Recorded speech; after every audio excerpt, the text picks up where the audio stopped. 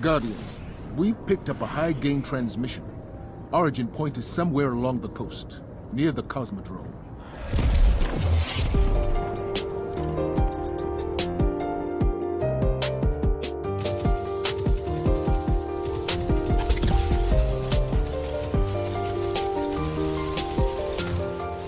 Alrighty.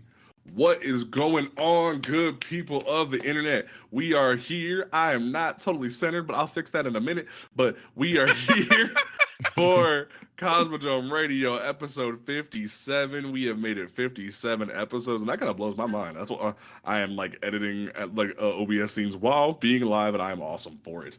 But we are back for a brand new episode for you good people. We are excited. Don't forget that you can listen to this podcast on Apple Podcasts. No longer Google Podcasts, because Google Podcasts is gone. I don't know why, but that happened. Freaking YouTube, iHeartRadio, Spotify, all those great places. You can check out the merch store at shop.cosmodromeradio.com. I have confirmed that with a new artist, we will have a final shape design. So get ready for that. We will be talking more about that as we get ready for that drop. So make sure that you keep an eye on the socials for that. And honestly, just make sure that you're here for us. We are here every Saturday at 8 p.m. Eastern, unless something changes or there's just no news. And then on Monday, we have the edited version of the podcast that goes live. So make sure that you're here with us. My name is Jay Paracalza. This is my channel. We do this shit every week for you good people. But the guy to my right, this way, and then diagonally right on mobile, the spicy man himself, who's cutting his hair soon, and he won't be Jesus anymore. Cajun, how you doing? I'm doing good. And, since you mentioned Google Podcasts, going by the wayside, I don't think anyone's ever said it, so I'll say it first. There goes Flawless. Anyways, I'm doing good. Freaking this week, I myself, the PvE main, stuck my ass into freaking into Iron Banner, and I'll be honest. Not only did I have a blast, but I went in there with the freaking honey bun build. Man, I was having fun. Me and Shax need to have words about that build at some point. It don't hit the way he be talking about, especially in high level play. That build don't hit the way he was talking about. I get mad about it. You gotta work it. Anyways, but outside of that, freaking looking forward to Enter the Light. Freaking super excited with what Bungie's bringing to the table. Well, yeah, we're definitely gonna be talking about that. But before we do, Sabe, welcome to the podcast, brother. Yes, SabeTheBlade. Yes, how you doing, man? I'm vibing, man. Just got me some drink, and I'm just ready. Hell yeah, man. You want to tell people where they can find you at every week and whatnot? Yep, over at Twitch at twitch.tv/SabeTheBlade. I am on hiatus on TikTok at the current moment, but All right, fair enough. TikTok do be crying crazy, so I understand. Mm-hmm. I understand. Mhm. All right, I forgot to do this last week at the beginning of the show. So tell the folks at home, what is your ghost story? What got you into Destiny, and what do you love most about it? to tell you the truth, I didn't start loving Destiny at first because I just bought it as like a special edition to PS4 like long time ago. So it was like one of those games. I was a COD player, so yep. And then when I stopped falling in love with COD, and of course the campaign is what drove me really, and I kept playing. But what got me loving Destiny was raiding, basically. So That's what's up. What's your favorite raid of all time? I'm curious. Hey, I'm controversial. My favorite raid's Garden. I'm already on site for everybody. So like, it can't be that bad. Only because it's a special place in my heart. But D1 Ball of Glass. Fair enough. Fair enough. Respect. Were you sad when things changed in D2 a little bit? No, not really. I actually like the changes in D2. Okay, It's just it's just D1 just has like at least that version had a special place in my heart because it came with a story of reason why I started loving Destiny. Mhm. Because Fair enough. because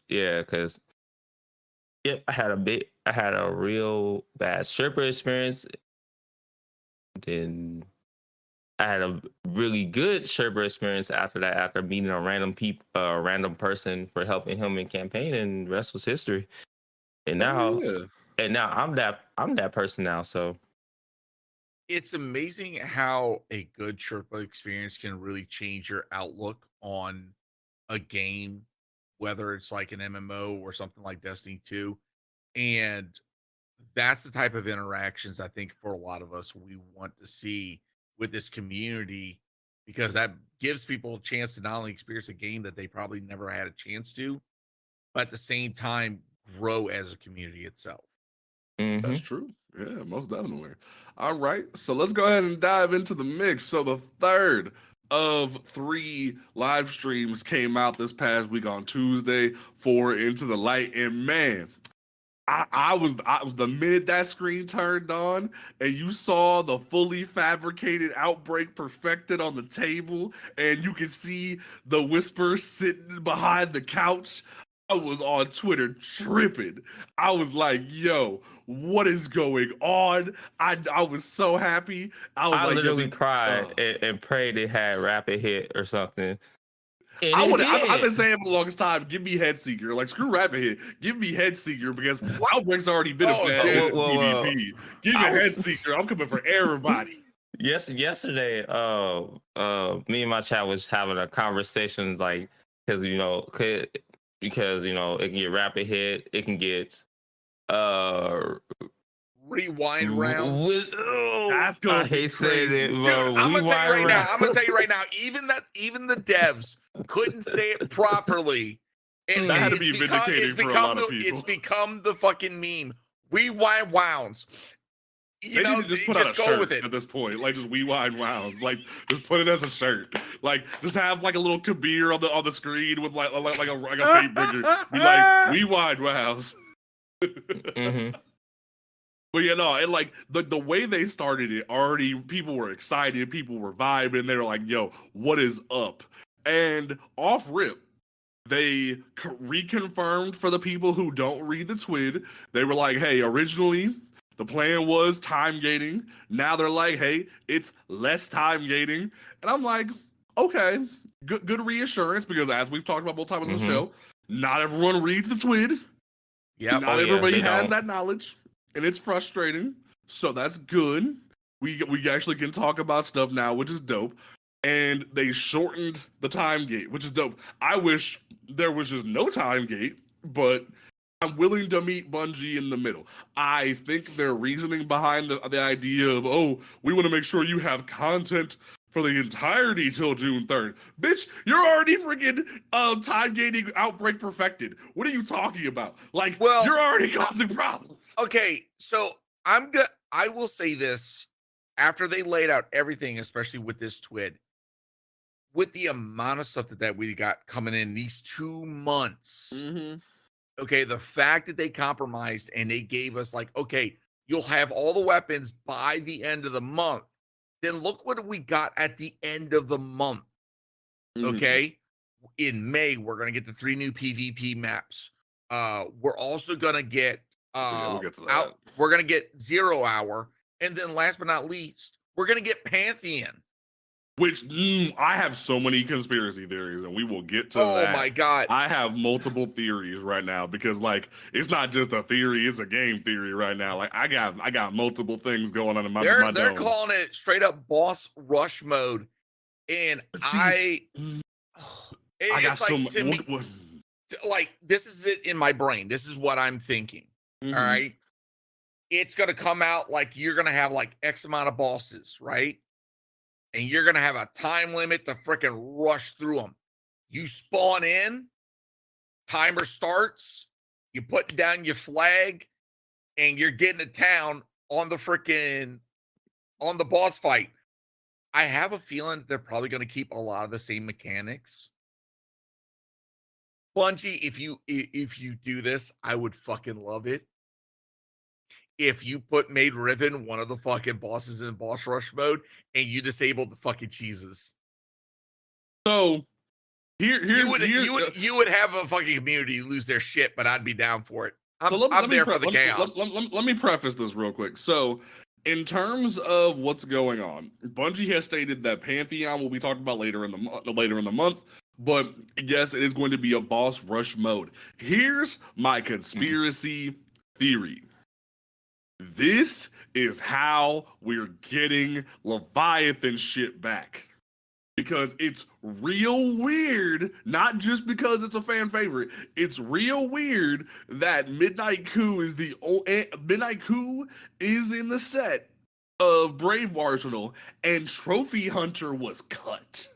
It's real weird. So, and Bungie knows that the biggest complaint of all of the raid layers is that the beginning parts are the thing that people don't like.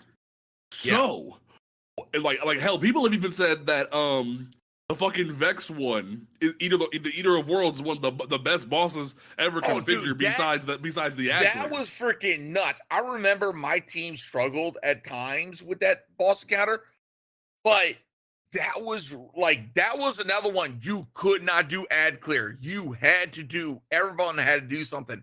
That's the type of raid mechanics that freaking Bungie needs to keep cooking with.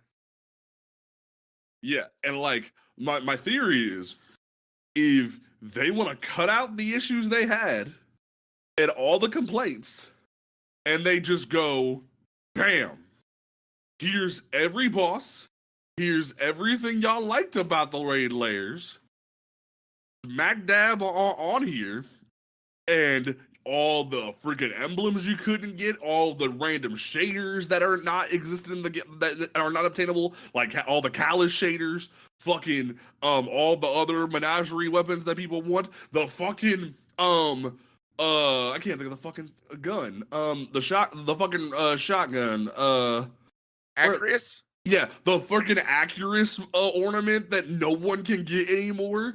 Like, that would be the way to be like, hey, yo, there you go. There's all the old stuff. We cranked up the level. You gotta try it this way.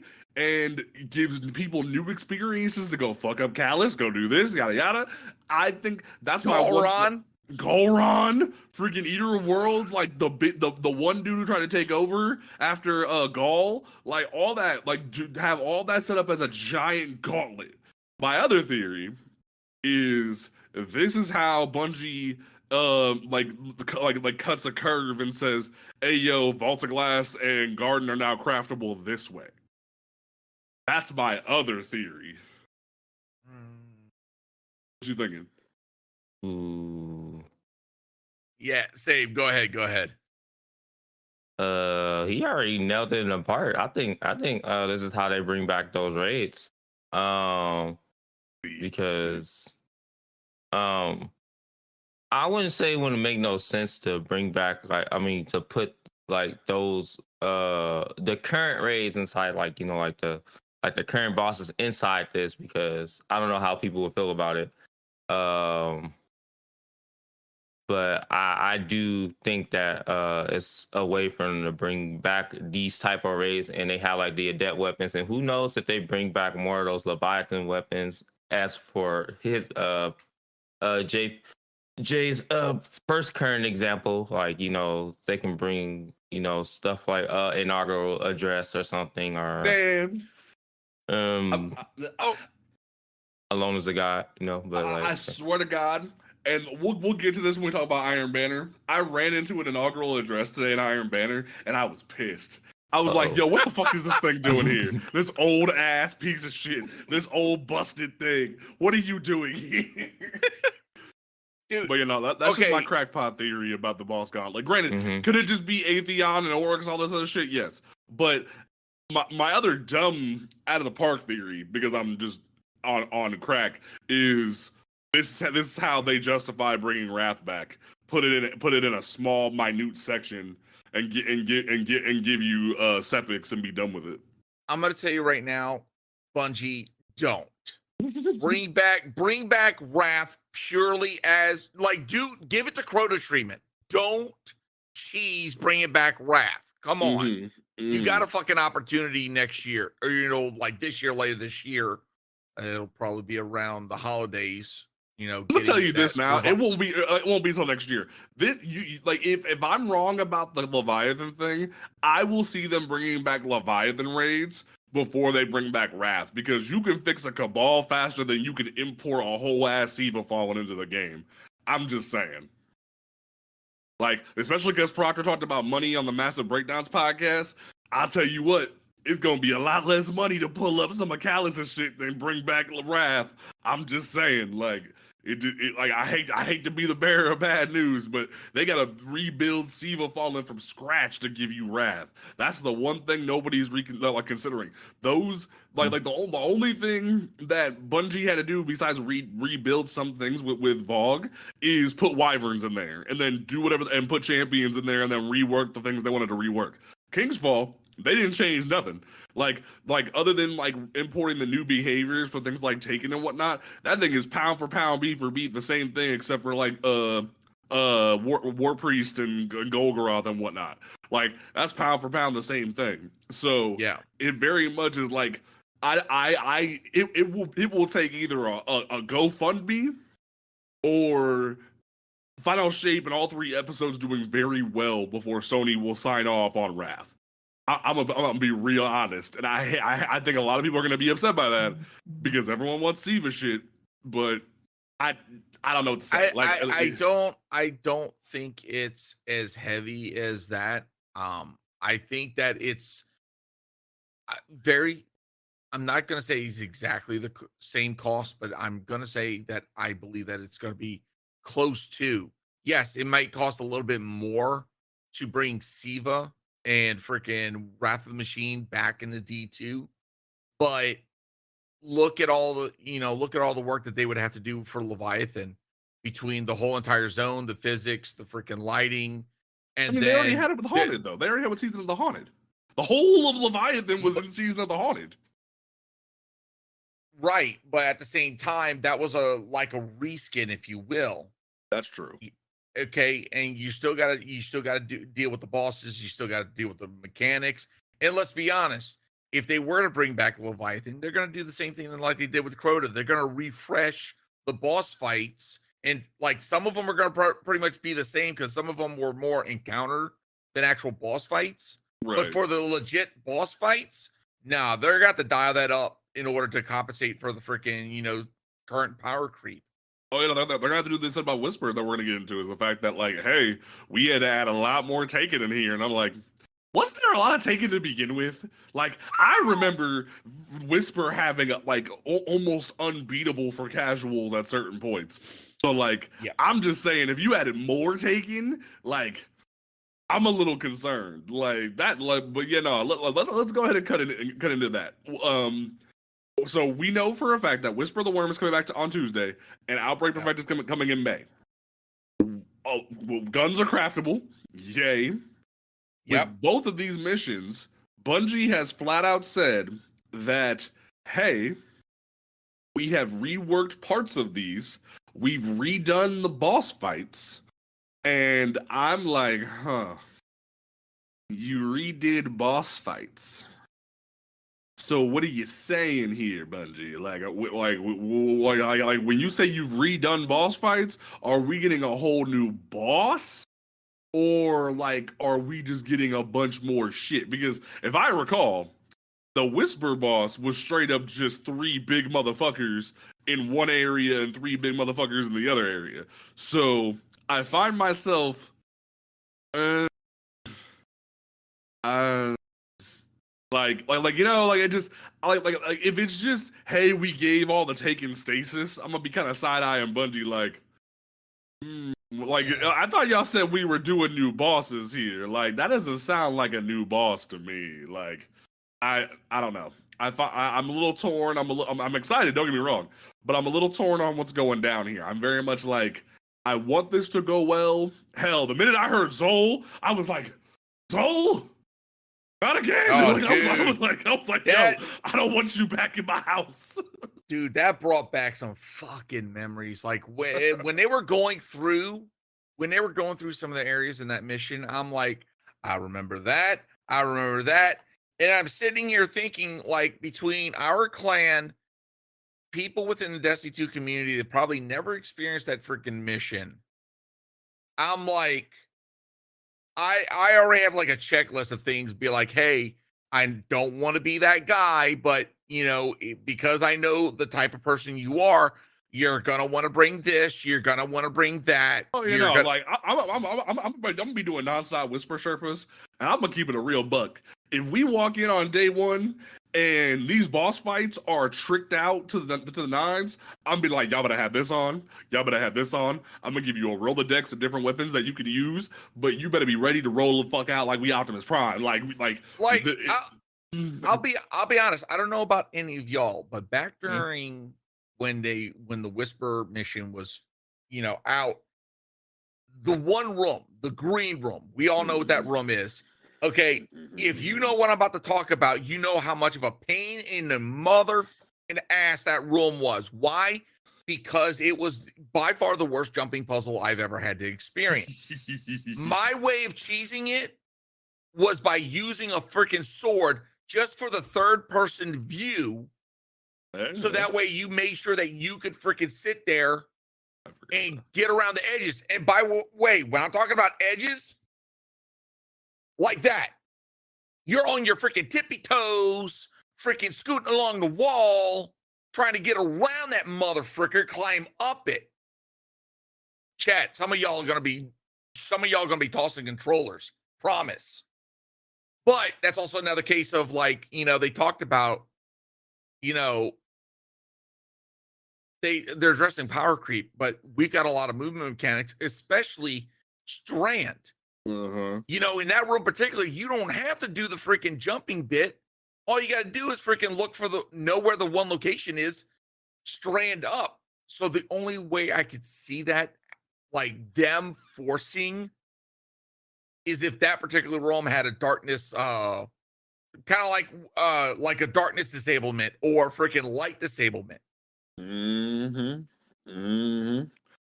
That would. I'm excited. What do you thought, Sabe? Yeah, for real. What? You talking about Whisper? Yeah. Oh, I'm just gonna do what I do. Like,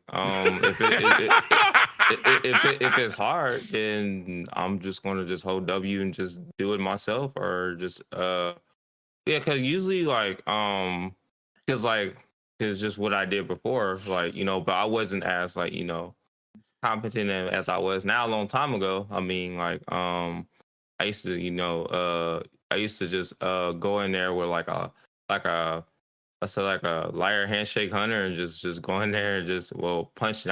I doubt I can do it again. But it's we've been power crept, so I mean I'm pretty sure the way that at least the boss section, I mean the boss won't get nuked because the boss used to get nuked, so I mean I guess it won't get nuked, and they're trying to do something to alleviate, but let's just hope that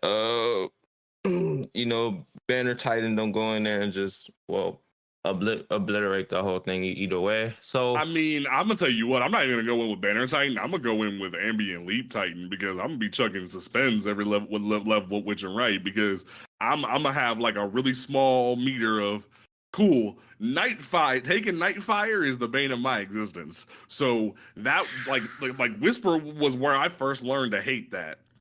And that was very much that situation of now I really don't want to deal with you. And now I can freeze you and suspend you. You getting set up real quick. I ain't playing this game this time.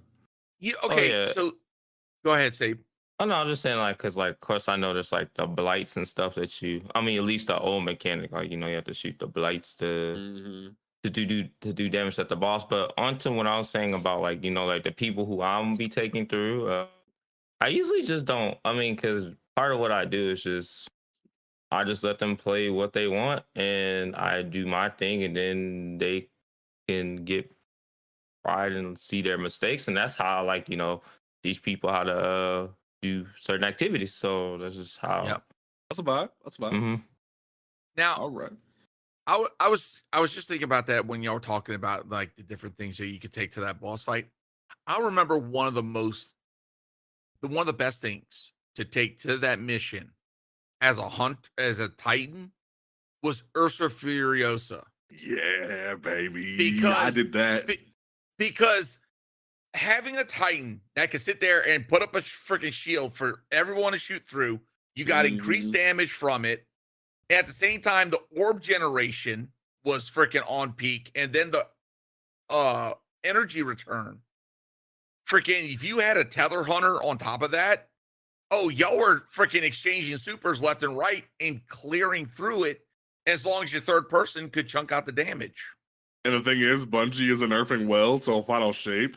So imagine a Ursa Titan, a Tether Hunter, and there's a cat, and a Warlock all combined together. You about to have just straight nonsense. Like I think right now, I think for at least for the boss room, I'm gonna either be running Ambient Leap or I'm gonna be swapping to Solar Pressure Scars Titan, because I'm gonna just be raining down on every taken night I see. Like it's gonna be like how I've been running Corrupted lately, where I just don't even tolerate it. It's just gonna be you know what I feel is gonna be good for Titan.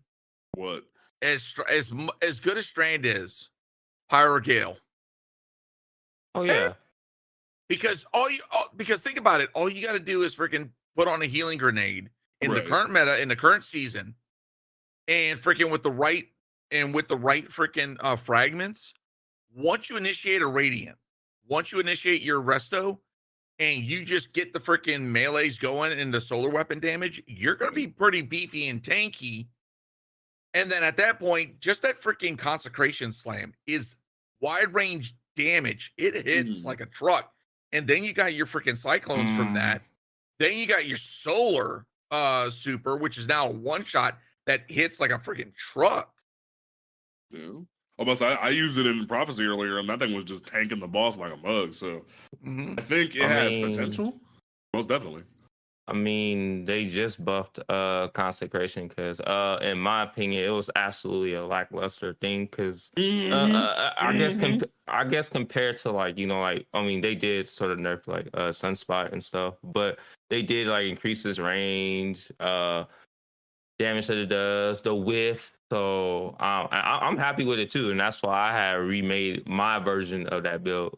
So I'm happy to bring that build in there too. So.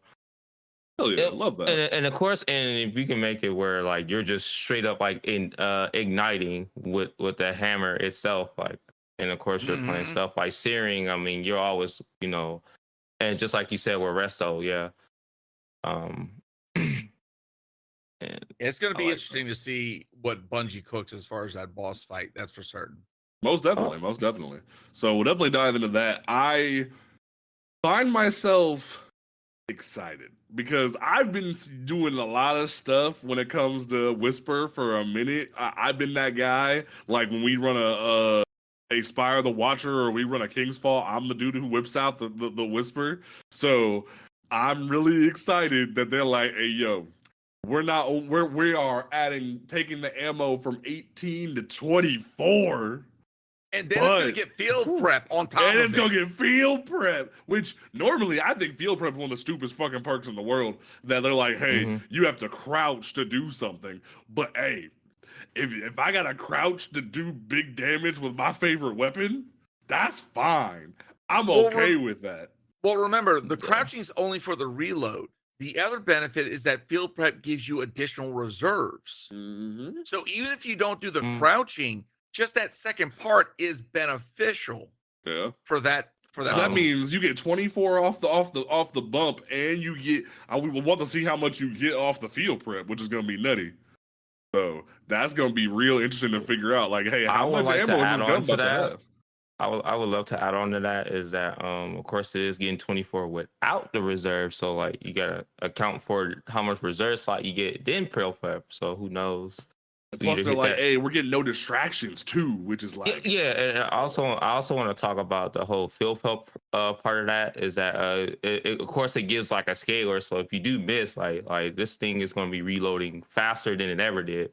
So it's almost like it's going to have like 100 reload speed plus I think like field prep gives like a 0.8 scaler.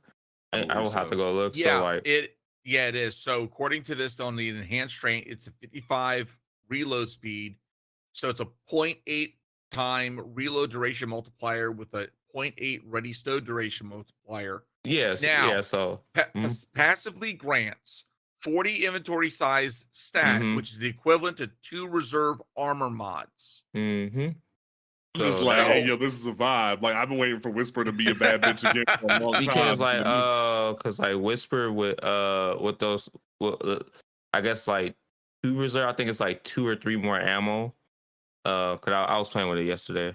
So I'm thinking based on that, I think it can hit the 30 mark. Woo! Yeah, and then on This is a top of bad that, bitch, and they already know it. and then on top of that, Yeah. like Y'all ain't ready for me. Triple solar reserves and a pyro gale. I'll fucking hit the tornado and then Yep. whip it out like, let's go. yeah, like Y'all and on ain't top of that, ready. like we don't even gotta play Acarize anymore. You can just play like a magazine perk. So who knows? Yeah. Yeah, Oh, it's this gonna is be a this dirty is gonna be bitch. fun. And then of course the handling with fluted too. Like we don't have to play IL Garno rifling on this thing. So Mhm. like Whisper. It's gonna be really interesting. The freaking the being able to smooth out that recoil on that freaking sniper rifle is gonna be freaking so damn good. I'm just like vibing over here, like whisper, whisper, whisper, Oh whisper. yeah, it does have like 94 recoil direction already. Mhm. So that's definitely gonna be a bad thing. Now, 0 hour, ladies and gentlemen, Dude, can we talk about some Briggs? Because I'm ready. I've been waiting. Like 0 hour was already a bitch to get through from jump, but these mugs that we putting in Briggs, it's on. Like, Oh, Not let only me tell that- you. Before that, like I used to do the thing with just going there with straight out wrist runner. But now I'm about to change my plans. They got Briggs in there. Holy Jesus. Gonna be rocking city like a mug, man. I tell you what, gonna be real Yeah. fun. I won't lie. When I saw that one area and how concentrated it was with freaking mobs, I was like, He's got pyro girl on the forbearance, brain. forbearance, and freaking Thunderlord. I was like, that's about the only thing I'm gonna freaking run through that damn area because Christ Almighty. But yeah, can I say that every single one of the veteran D2 players that played 0 hour, we all had that momentary flinch of PTSD when we saw it come running around the freaking corner? I want that Trevor shirt, bro. Bungie needs to put that in the shop like ASAP. Like the fact that Trevor has a shirt, like a shirt design, and the minute you saw that thing come around the corner, I was like, oh no. And they were even like, hey man, y'all can eager edge if you want to, but you mess up and then your ass is grass. I was like, oh no. I'm waiting to hear like you carrying somebody through and they get a greeting from Trevor of hi. New likes and player and fairly new players are gonna get their shit scared with Trevor. It's gonna be real fun. Like there's already some like newer lights in the clan already, so it's gonna be like they trying to keep up with you. Like I already know people who struggle in lanterns and Crota, so y'all about to get a wake up call when Trevor comes around the corner. It's gonna be like melee crack, just death. Ooh, I mean, I feel like not only that, I don't know if you folks before you go inside that one room where you have to like do the puzzle on heroic, the floor is just like what's that mission? Seraph Shield, where if you step on the wrong area, you just get cooked. Yup. I'm real excited for the fan blades because I was joking around with people in a Aspire the Watch the other day. I was like, "Oh, you think these fan blades suck now? Wait till 0 hour comes back. You gonna be real upsetty spaghetti." It's gonna be real funny. So now I'm real excited because these mugs said, "Hey yo, rapid hit, rewind rounds, and a head seeker." Y'all think Outbreak's a sleeper pick for PvP right now? Wait till I get Head Seeker. I'm taking everybody out. I even put the meme on Twitter. I'm killing everybody, me included. Everybody dying like it's going down. I ain't going to jail. Like the amount of you gonna see Siva everywhere in the lobby. It's gonna be rough for y'all. Oh, like, dude, the minute I get fucking head seeker, it's over. Yep. That The is reason go- why I'm about to make multiple of them. I'm about to make two. I'm gonna have one for rapid hit for PvE, and then one with head seeker for PvP. rapid hit. But not because think about it, like if like we've been saying for the longest time, that Outbreak is a great champion beast. So if you slap rapid hit on it, it's just like Yeah. I'm gonna tell you. Man. I'm gonna tell you now. I used to be a big proponent of rapid hit. Rewind rounds. Trust You me think? when I say You think? rewind. Okay, because remember, it activates when you empty the mag, and it's based upon hits. It doesn't matter if it's precision. It doesn't matter if it was body. Just on hits. See, And I trust me always thought and trust rewind me- loaded your reserves, not your mag. Oh no. Okay, so like it's based on hits, but like it's like at a percentage. So it's like a percentage of how many hits that you got. And I think it really just all depends, because that's why I have like this personal thing. I don't know if I'm going to pick rapid hit or rewind, but like rapid hit seems more of the play, but I do but it like rewind rounds, like, you know, to like you can, like, you know, literally slay out on a high health target versus you absolutely reloading the living crap out of this weapon, which would be easy. So it's just kind of hard. Like they literally, in my personal opinion, literally stack packed Outbreak. And this is my theory. This is the reason why they let Whisper go first, because Outbreak is just Outbreak about to come in with a hard swing here. So here's a quick reminder for everybody for rewind rounds. Refills 70% of the number of hits landed, rounded up, into the magazine from reserves. Now remember, Outbreak is a kinetic, so it's got infinite ammo. So That's and it just feeding you requires nonstop. and it requires roughly 29% of magazine capacity for the refill to activate. Now, this is the other bit. Hits after triggering a refill do not count while rewind rounds buff is active. Now, that's usually up for about 1 to 2 seconds. On the case of Avalanche, and this is why I'm a big proponent, because I have rewind in target lock and rewind incandescent. With rewind, I can literally empty the mag. It will trigger a refill. I get roughly about close to half. By the time I get through that freaking 50, or sorry, that 20-ish, the debuff will go off and it'll trigger it again. So by the time I'm done, I have roughly hit about 100 shots just with that LMG alone. Now, look at Outbreak Perfected. I want to say the magazine is roughly about 36-ish. Hold on. I Yeah. you Foundry open in front of me. Oh, I did. So if you're looking at 70%, that's roughly in the upper 20s as far as possibly getting ammo back. I mean, shit. Outbreak on base has 36 in the mag. Yeah. So you're looking at about 27-ish as far as getting back. And it's going to take more than a second to freaking dump that 27. So remember when I mentioned earlier about the freaking Outbreak meta coming back? Okay, because anybody that fought Galron, you remember that. See, it was funny because Cajun after the live stream called me, and he said that, and like we're gonna have an Outbreak meta. I'm like, boy, I ain't never left the Outbreak meta. I'm still the dude when we do a King's Fall with War Priest. I'm sitting here with Outbreak, an Apex rocket with bait and switch and a fusion rifle. I'll be like, did it, and everyone's like, I'm out of ammo. I'm like, I'm not. I'm sitting here still going. Like we killing this motherfucker today. Like it's gonna be done. So it cracks me up when people are like, hey yo, well I don't got no ammo. I still got ammo for days, and I'm inflicting the plague on this thing. Like it's going down.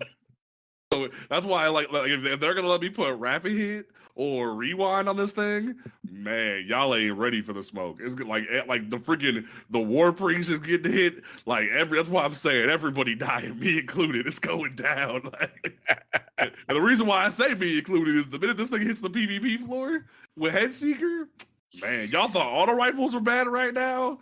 It's gonna be bad as a motherfucker. You think your hand cannon's gonna have a chance? No, sir. It's gonna be and over. we're gonna have to talk about that because freaking they did some they announced some weapon balancing for on Tuesday. I gotta whip the twit back out of here because that. Yeah, I got it up. Trust me when I say that's got some concerning. But for a lot of people out there on the 9th, this has been a long time coming for a lot of people. We're finally going to be able to recustomize our characters. Number 1 and 2, we're all getting a new name change, a free name change available.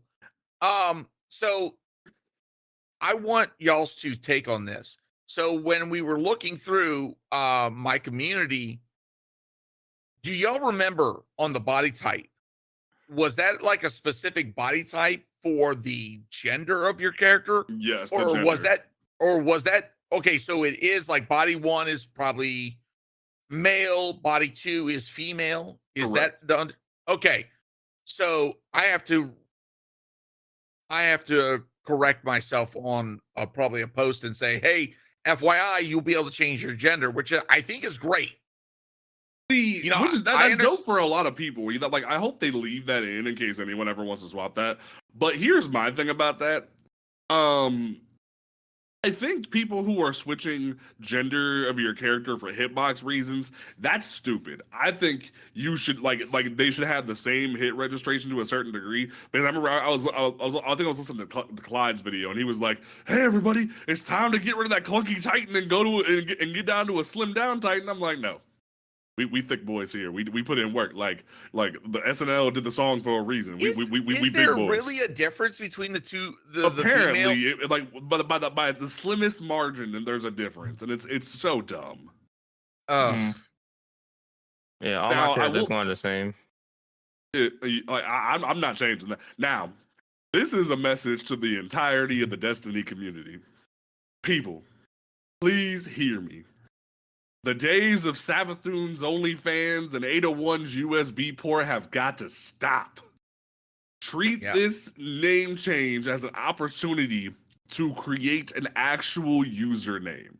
Like I remember reading the post and people were in the replies going, "I can go back to being Savathun's bathwater and whatever the hell else," and I'm just like, why?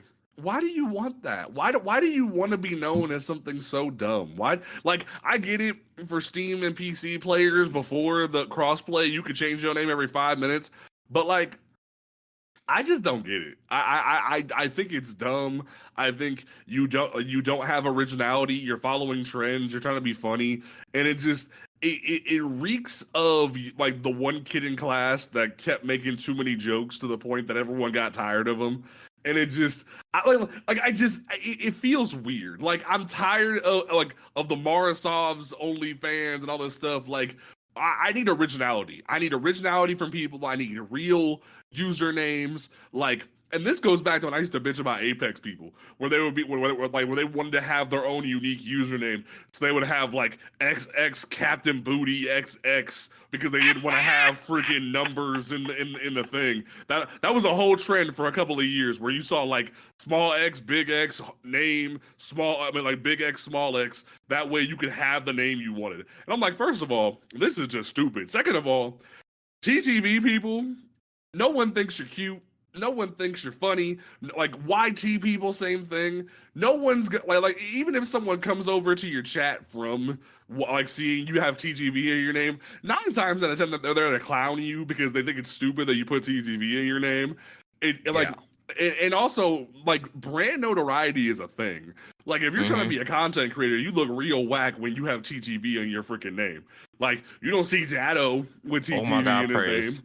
You don't see freaking you don't see Salta Greppo with TTV or YT in his name. No. Like I hate to be the bearer of bad news, but shit ain't been cute since the first time you thought of it. I'm sorry. Like I don't know what to tell you. The worst part about it is that shit. Damn it! Bless you. The worst time for a freaking sneeze. That shit came from freaking Call of Duty, and trust me, as someone who used to play Warzone when it first came out, and saw everybody jumping on that bandwagon, it's like I tried it once. It's like I felt the ick, and it was like, no. If I'm gonna freaking be known for streaming this or playing this, I want to be known for some reason, like either decent skill or the fact that I make funny content. Exactly. In which in Call of Duty, I'll be honest, you can't do both. I mean, to a certain extent, you can, but like, there's very few, and the only one I can think of is Timmy Two Cans. That dude's fucking hilarious. Yeah, so it's just it's a very big gamble, and like, I hope people grow up, have 5 brain cells, like it just like I need people to have a little bit of originality, maturity. Granted, like if you really want to be known as Hit the Gritty 5000, cool, that's fine. But I'm needing the 801s only fans and all this shit to stop. Like it's not cute. It never was cute. Like, it breaks my heart. Anyway, exciting that they're letting people change their character, especially because we have a good chunk of queer people in the community. I love that for them. They can do that instead of having to delete the whole character. Now, Yeah, the thing about oh, go ahead. No, I'm just saying. I'm sorry. I'm just I'm SabeTheBlade. I mean, that's original. That's dope. That's original. You came up with that. Like, oh yeah. I spent time going through Name Checker to make sure no one had my name, or even when I was Panda the Paladin, I made sure no one had that. Well, shit. I used to be known as another person, but then Saber X10. But like I took the numbers out my name because I wanted to brand myself and I wanted to make a name that stand out for me, which I love Saber Two Tigers and other stuff like that. Nice. This is like the simpler version. And then Blade is like I'm a Blade Dancer main. I love Blade stuff and I love Sword stuff. And yeah, that's Are you excited for Blade Dancer to come back? In a way, yup. Sure is. Fair enough. So there's one thing with this upcoming update that I'm a little bit worried about. They're not only adding back in the Gift of the Thunder Gods, what they talked about last week, but also they're making the new light experience streamlined. But not really. The reason why I say not really is because what they're doing is they're saying, hey, if you don't want to go see Shahan and do the new light quest, you can just hop on this random ship and go to the tower and pick a subclass and go straight in. Now, the one thing that's been really nice is that when cheaters make Smurf accounts to keep doing cheater stuff in PvP, that was one safeguard, was you had to keep putting up with Shahan for a hot minute before you could roll back in and start cheating again.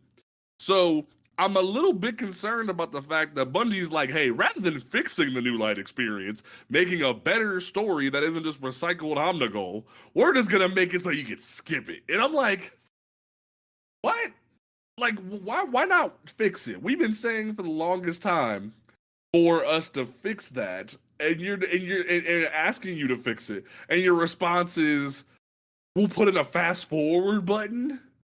Like, it feels very odd. It feels like a weird choice to me. I don't understand what the thought process is. Hell, one cool thing is that our freaking logo is the Cosmodrome satellite from the New Light mission. So that's why I kind of still enjoy the Shahan thing, because motherfuckers could go see the satellite. But I don't know. I find it weird that granted, I will say, as a caveat, Bungie has said that with Tuesday, they are updating their TOS to ban third-party hardware like Zims and whatnot, which is cool. From my understanding, that TOS change has gone into effect immediately. So actually, you're correct. They have. They said we also did our TOS to focus on matchmaking manipulation. Moving forward, intentionally manipulating matchmaking to gain an unfair advantage, whether using Smurf accounts or external third-party tools, will be a bannable offense. And they even explain what a Smurf account is, which is pretty awesome. Yeah. Because when they made that announcement, when they put out that TWID, they did a ban wave. There were known limiters, like Gauss farmers that got hit with that ban wave, And it's another one of those, people, the people that were doing it are like, oh, this is an unjust ban.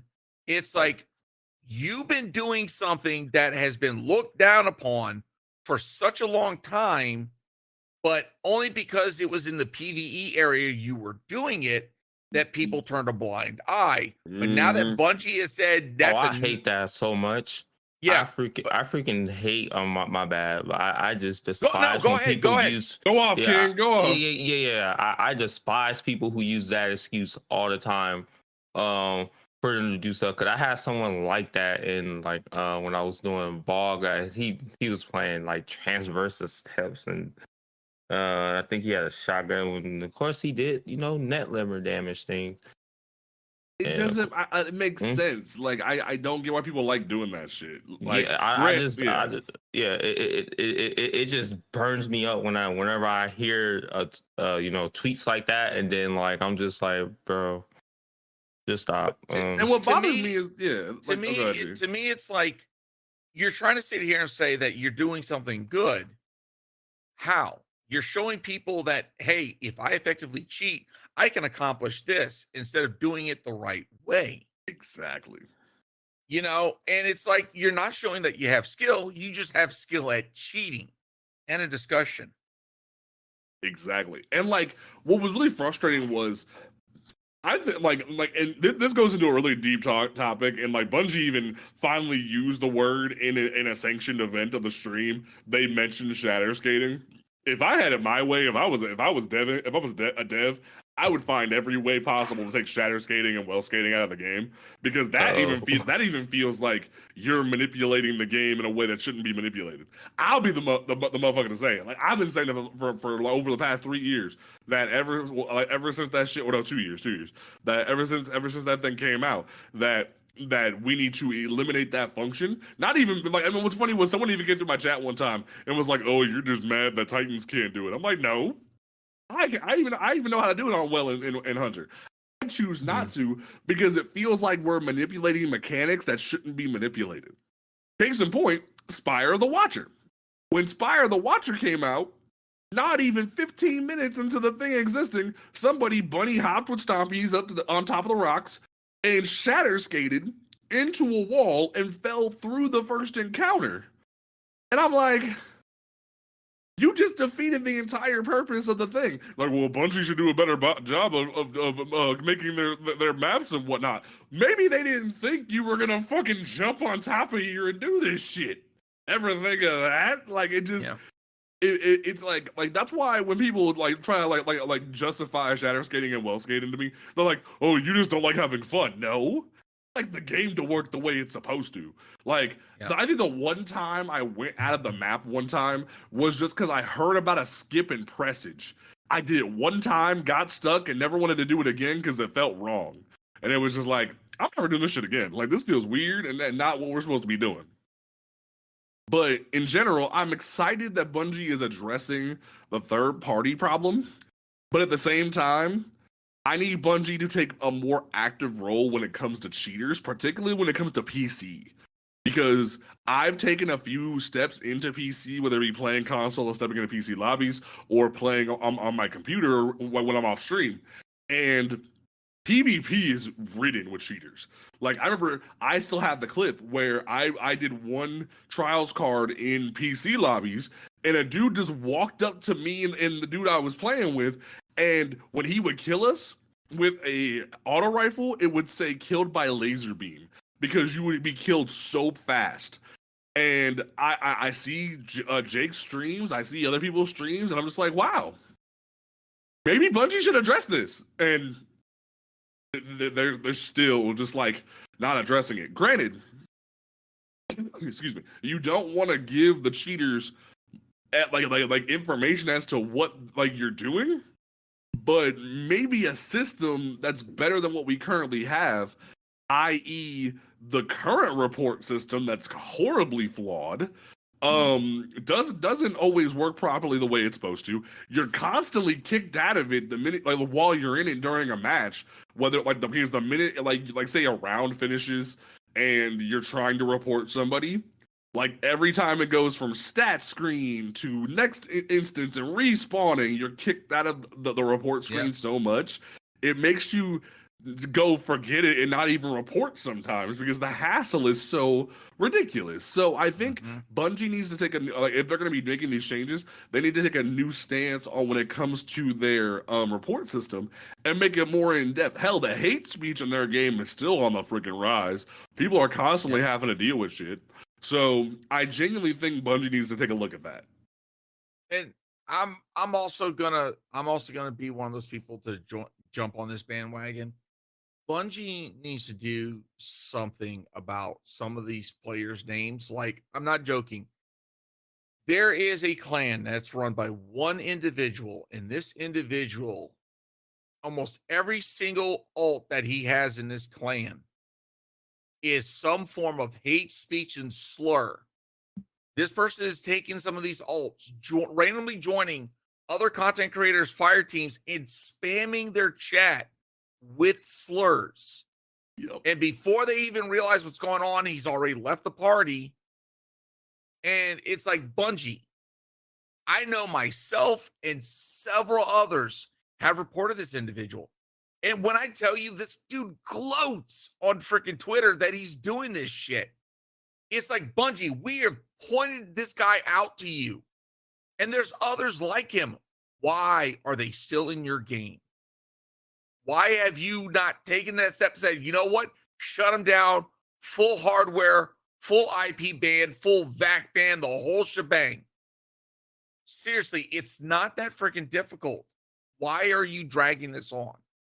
I saw a dude's name earlier in Iron Banner today that was InfoWars High Wizard. And I was like, yo, Jesus, why is this a thing? Why are we allowing this?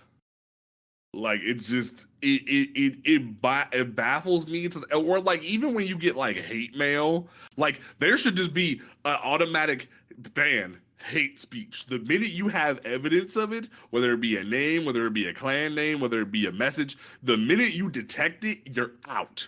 There should be no, like, I hate to this is like twice now that I've referenced this. To give props to fucking Blizzard, and I hate doing that. The fact that Blizzard with Overwatch has done better work when it comes to policing their community than Bungie is sad. Because Blizzard's track record with respecting minorities and women is a lot worse when it comes to things. So the fact that their hate speech policy is better than y'all's is a little concerning. Especially when y'all are both out here saying, hey, yo, we got black folks, we got queer folks, we got Asian folks, we got everybody in here having a good time. And then you can't even protect them. Seems kind of suspicious. Just saying. Save anything to add? For the... When it comes to like crappy people in the game, but also like hoping cheating and stops and whatnot. Oh yeah, I just hope I just hope all that stuff stops because a lot of the especially the PvP community, man, they go through it. They go through with all these cheaters. I mean, like, I guess all I can say right now, I just hope that it just gets dealt with in a way because, like, you know, they've been dealing with them for so long. More than the PvE side of things, but like I just because I know that I mean, at least in these days, I know these people literally make a whole lot of money from cheating. Like it's just a sad reality, and I wish, you know, it would get fixed soon. So that's all I have to say. So fair enough. Yeah. All right. So the thing that I also wanted to address when it comes to this is Bungie has said when it comes to Tuesday. Actually, no, I'll wait on that one. PvP strike team. Cajun, I want you to lead on this one. Let's break this down. All right. So go ahead. All right. So basically, first off, we got they're making changes to the competitive playlist. You know, we've got that they're removing survival and countdown rush and placing it with 3v3 clash and collision. And for Collision, we've changed some zone placements on maps like Dead Cliffs, Vostok, based on feedback from labs. For Clash, we'll also be swapping the ammo meter system for the ammo crate system. And they're doing it for trials. And then they're doing it trials. And now for trials, they're doing experiments. So for 1 week, they will have an unrestricted. So basically, each spawn point will have an ammo crate, and then there will be 2 other ammo crates in neutral areas for the teams to contest. Now, from my understanding, during that week, special ammo will drop on death if they're killed, and I think when you go into the next round, you won't have it. Correct. Yes. Now, for the second week, it'll be restricted. 1 ammo crate, both spawns, drop on death, but will not drop the brick. But if you survive, you will keep that ammo on the next round. Correct. So why? Yeah, I'm right there with you. Like make that 3. Okay, the reason is it just me? Is it just me, or does the ammo meter feel like a good setup? It's perfect for the ammo economy. It's perfect. It feels like right now in Iron Banner, it feels good. Now, do I believe that there are some weapons that need a little bit more ammo? Okay, and I'm gonna get hate for this. Let's go. The toaster, Jotun. Don't do this, Cajun. Look, I got a little bit toxic. Because I had a 6-stack come up my freaking rectum. And I was like, you know what? I'm going to be that individual. I pulled out the freaking toaster, and on the freaking meter fill, it only gave me 1. What am I supposed to do with that, Bungie? 1? Seriously? See, I thought it was going to be the reverse, that you wanted to nerf Jotun. And I'm like, wait a minute, hold on. We need to talk about this because I love Jotun. I was like, wait a minute. But here's my issue with the ammo system. Didn't I warn y'all about 5-6 episodes ago when Bungie first pitched this, that literally Bungie said in the twin, if y'all aren't happy with the meter, we're going to crates and we're throwing our hands up in the air. Didn't I warn y'all? Because I said that. I said, y'all need to be okay with this meter system because it's actually really good in checkmate. It's balanced. It makes it so you can't just run around every round unrestricted with fusion rifles and shotguns and snipers. You can't just live and breathe by those weapons. They are special for a reason. They are made to where you have to literally go get the reward of using them. Yeah. That makes sense. It makes sense that you have to work up to it. Granted, they were generous. They said off rip, you get 2 kills worth of ammo. Even if you die, you don't lose it, which I thought was fair. Because there's some rounds where you just get took out and you can't respond, especially pre this update. You would get taken out by a sniper and just lose your special, and you have no way to respond after that. And that would suck. So I think this was very fair of them. And granted, could we discuss maybe increasing the damage meter somewhat or decreasing it, vice versa? We could have that conversation. But because all y'all in the forums and the Reddit bitched so much about this, Bungie is throwing their hands up and just saying crates. And for anybody that did the Crucible Labs for Collision, crates suck. Because all people do is gatekeep the crates so they can sit there with fusion rifles and what have you and just keep beaming you so you can't get to them. This is not going to be healthy. This is not going to be good for anybody. And I tried to warn y'all. I feel like every fucking week I'm the dude from Astronomy Club just going, I tried to tell y'all. I sent 575 emails. And nobody wants to listen. I tried to warn you this was going to happen, and nobody listened. And it's going to get to a point here in a minute where Bungie throws their hands up and says, cool, y'all want unrestricted special ammo? Like, they might even go back to the original system and just say, fuck it, we tried. We tried to fix it. We tried to make y'all happy, and then y'all kept bitching. And the fucking dude on YouTube that bitched about how he can't have his double grenade launcher build is gonna be back to happy again, because that was a dumb video. The dude who was like, "Oh, I can't run fighting lion in a grenade launcher at the same time anymore. My world is ruined." And I'm like, shut up. Like, yeah. It's bothersome, because I remember when Farron was on the show, he talked about the fact that, like, literally there was a dude who he looked up who had like 23,000 fusion rifle kills, but then like no primary in his inventory came close to matching those numbers. That's not healthy. That shows you have no skill beyond one weapon type. You're not able to function with primary ammo, and you need to learn how to pick up a gun. And it's frustrating. Granted, can we talk about how, like, we can have a conversation about how some people aren't happy with the auto rifle meta, some people want to go back to hand cannons. We can have that conversation. But the fact that people are bitching so much about this meter when the meter's actually pretty balanced, you don't lose ammo, I think it's a great thing. That's where I believe that.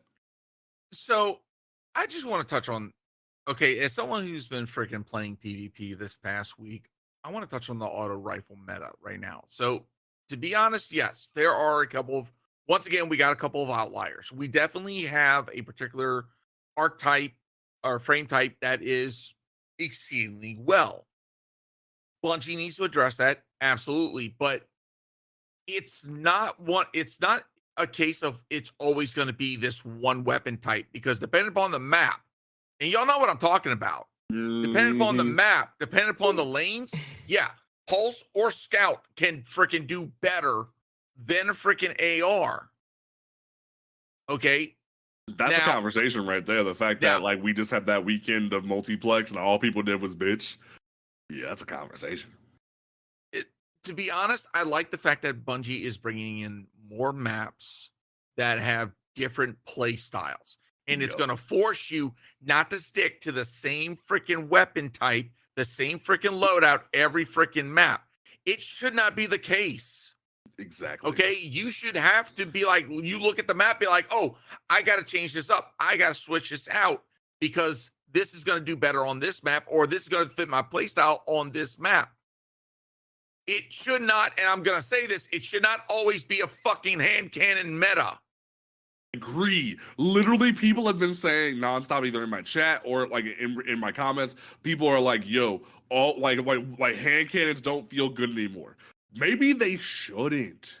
Maybe we should be in a healthy place where there's some, like, if you look at Trials Report right now, we've had some pretty good synergy of, like, there's scout rifles, there's pulse rifles, there's auto rifles, there's SMGs, there's hand cannons, and it's felt good. And it's like, wow. You need skill to use your hand cannon. You just can't 3-tap for free anymore. I think that's a good thing. I think you should actually have skill when it comes to using your weapon. But then people are like, oh, it takes no skill to use an auto rifle. Like, I'm sorry. I truly feel that it takes no skill to use an auto rifle. And all these people who are beaming me with auto rifles need to just learn how to use other weapons. Well, the whole point of these changes was for you to learn how to use other weapons too. So why don't we actually diversify a little bit here? I agree. Save your thoughts. And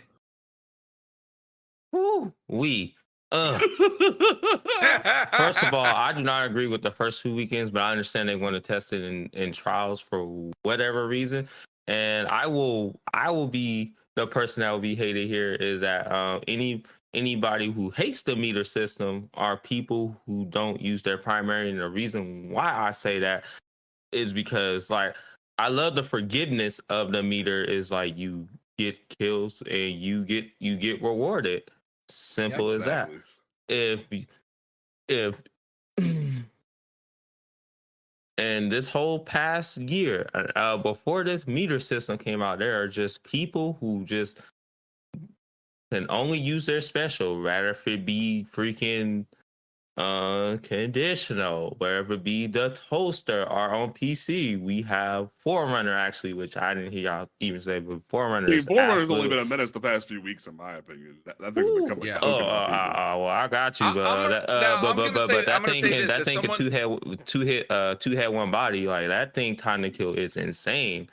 As someone who freaking tried using Forerunner in PvP, I'm gonna say that does take a little bit of freaking skill. Just a That's not little bit, something yeah. that's not something that any Joe Schmo can just, pick up, grab, and just go pop, Ooh. pop, and just run around. No, there's some people that freaking that they're skilled with that damn thing. But yeah, that sucker is deadly in PvP in the right hands. Yeah, you right.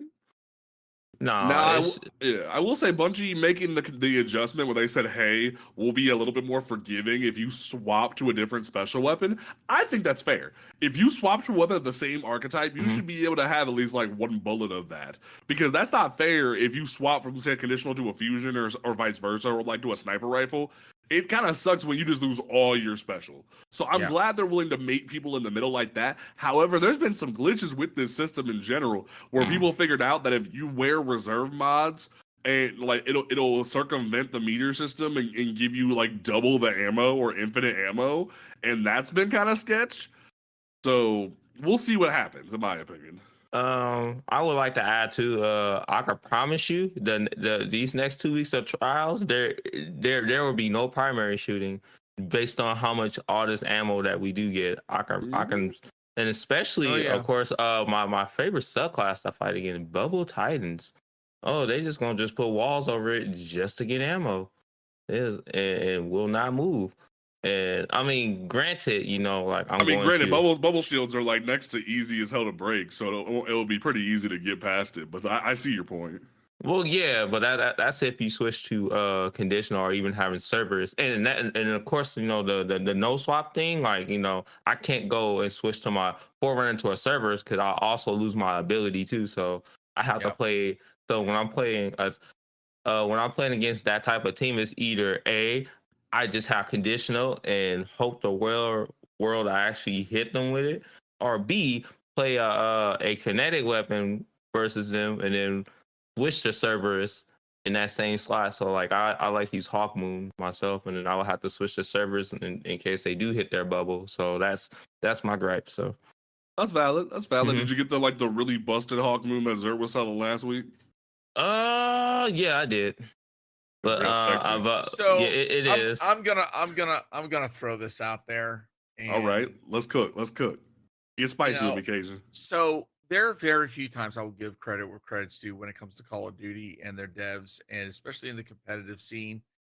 And I think this is one of those times where, when it comes to like trials and competitive, and even PvP in general, Bungie needs to find a way to address freaking well as freaking bubble.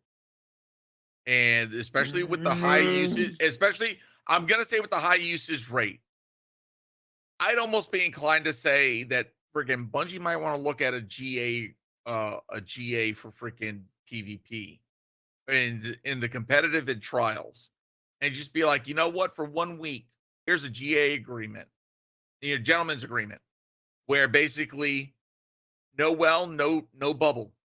We're going to see how trials works to see if, hey, is it a case of we need to increase the freaking timer more on these two freaking supers? I'm gonna break your whole problem here. It's real simple. There's two fixes to solve this problem, because I'm gonna be real honest, Cajun. The problem isn't bubble, and the problem isn't well. There's two issues here. The only reason why people are using bubble and well, and I said it on my one video, the reason why well lock is so dominant, despite other things on Warlock being real busted, i.e. stasis lock and void lock, is because people are being pigeonholed into using it. Same thing with bubble. If people notice, Bungie has nerfed every other Titan subclass into the dirt because of complaints, whether it be last year with Arc Titan. Bungie have made Arc Titan be this great thing for PvP and made it specifically be for PvP, and because everyone hopped on the bandwagon, Bungie nerfed it into the ground. Same thing with Solar. Solar got everything taken off of it, now it's just a healing machine, no one wants to use it. So it's just there. Stasis and Strand have super low usage rates. Bubble is only being used because of Dominion. That's why it's being pigeonholed for Warlock and Titan to use those things. So there's two ways to fix this. Either A, we just go back to elimination, and call it a day, and increase the timer for the zone, where like it's like almost 5 minutes almost, which that sounds ridiculous, but at the same time, it's like if you really want to stop zone problems, there you go. Or we get rid of the super tier system, or at the very least, lower the tick rate the tier system a little bit for things for like for hunter supers, because if you really look at the tier system, yep, almost every hunter super has been lowered almost to where they're attainable before bubble and well to combat bubble and well. Things like tether, things like blade barrage and silence and squall, because Bungie knows 9 times out of 10 hunters are skilled enough where they're going to be able to get their supers fairly quickly to combat the bubble and the well. But if you have a high skill team, bubblers are going to get there first. So that's the issue at hand, is we need to drop those supers a little bit or just eliminate the tier system. I think they should just eliminate the tier system in general, because if you eliminate the tier system, you will see things like Bulk Titan come back into being usable, because they've made Big Hammer Titan actually be able to combat bubbles and wells. You would see more variety with everybody if you just either get rid of Dominion or you just let the tier system cut loose.